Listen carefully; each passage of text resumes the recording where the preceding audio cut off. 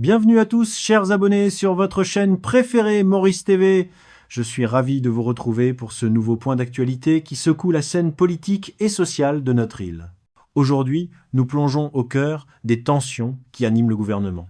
Entre Paul Bérengère et Navin Ramgoolam, l'heure est aux explications. Nous allons décrypter ensemble les coulisses de la conférence de presse du MMM. Pourquoi le poste de ministre des Finances fait-il tant débat ? Qu'en est-il vraiment de la lutte contre la drogue et de la réforme électorale qui approche? Et surtout, quel impact tout cela a-t-il sur votre vie quotidienne, de vos portefeuilles jusqu'à votre sécurité? On vous explique tout en détail, avec des analyses exclusives que vous ne verrez nulle part ailleurs. Mais juste avant de commencer, si vous aimez notre travail de terrain, donnez-nous un petit pouce bleu. C'est gratuit et ça nous encourage énormément à continuer. Et si ce n'est pas encore fait, abonnez-vous dès maintenant et activez la cloche pour rester scotché à toutes les mises à jour de notre belle île Maurice. Vous êtes prêts? Alors, on commence tout de suite. Rose Hill. L'atmosphère était électrique ce lundi à Ambrose, Rose Hill.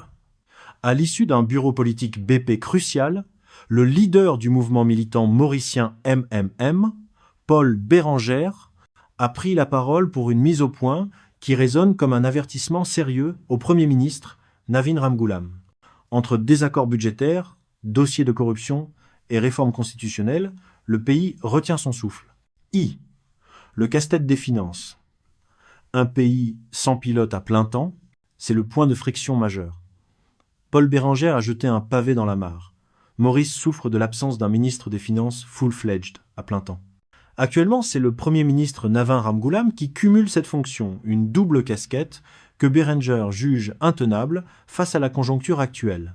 Mozameti, intéressé qu'est né ministère des Finances, a martelé le leader du MMM, précisant qu'il s'était proposé par pur devoir national pour débloquer la situation, face à la limite constitutionnelle des 25 ministres qui empêche toute nouvelle nomination. Pourquoi c'est important pour les Mauriciens? Dans la vie quotidienne, l'absence d'un ministre dédié signifie des décisions économiques plus lentes, alors que les ménages mauriciens font face à l'inflation et aux coûts croissants de l'importation. La gestion des finances publiques nécessite une attention de chaque instant.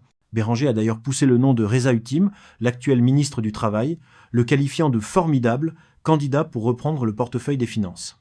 Mais la fin de non-recevoir de Ramgoolam, qui décide de conserver le poste, crée un froid polaire au sein de l'Alliance. 2. Les dossiers brûlants, drogue, police et corruption. Au-delà des portefeuilles ministériels, c'est l'efficacité même de l'État qui est remise en question. Paul Bérengère a exprimé une insatisfaction profonde sur 4 piliers qui touchent directement la sécurité et l'intégrité des citoyens. Air Mauritius, la situation de la compagnie nationale inquiète.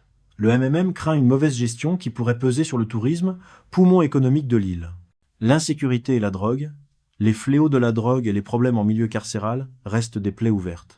Bérengère a d'ailleurs égratigné le commissaire de police, s'étonnant qu'après tant de temps, ce dernier doive encore faire des efforts pour gagner la confiance de la population. La corruption, un dossier sensible qui alimente la frustration des citoyens. Pour le leader mauve, les avancées sont trop timides. 2. L'ombre de la bande des 5. Le reportage ne serait pas complet sans mentionner ce que Bérengère appelle la bande des 5. Il s'agit d'un groupe d'influence gravitant autour du bureau du Premier ministre. Moti toujours dire li ena en gang autour de li pas tout dimoun qui faire nous beaucoup d'itor, a-t-il il affirmé. Pour les observateurs politiques, cette déclaration pointe du doigt un gouvernement de l'ombre qui court-circuiterait les ministres officiels, créant une opacité dans la prise de décision publique. Cette situation crée un sentiment d'injustice chez les citoyens qui attendent une transparence totale de la part de leurs élus. Lueur d'espoir, réforme électorale et National Crime Agency. Malgré le mécontentement, tout n'est pas sombre. 2 dossiers majeurs devraient avancer à la rentrée parlementaire de mars. La réforme électorale, un projet de loi est attendu dans les 3 mois suivant la rentrée. C'est un changement historique pour Maurice, visant à moderniser le système de représentation. La National Crime Agency, un nouvel outil pour combattre le crime organisé. Le volet social, des discussions ont progressé sur la Sunday Allowance, indemnité du dimanche, et la gestion de